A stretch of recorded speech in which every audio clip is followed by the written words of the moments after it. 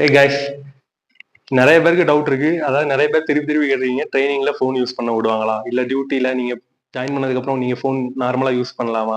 And உங்களுக்கு இருக்கிறதுக்கு accommodation எப்படி குடுப்பாங்க? தனியா ரூம் குடுப்பாங்களா?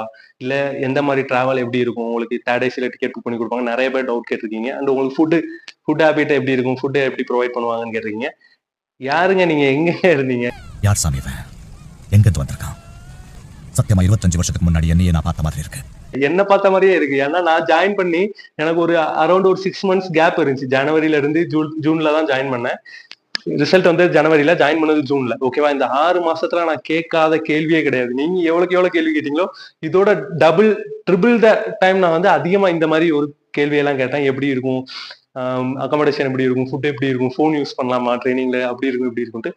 ஒன்றும் கவலைப்படாதீங்க. ஏன்னா நான் இப்ப இதெல்லாம் சொல்லி உங்களை மைண்டை கொலாப்ஸ் பண்ண விரும்பல. நீங்க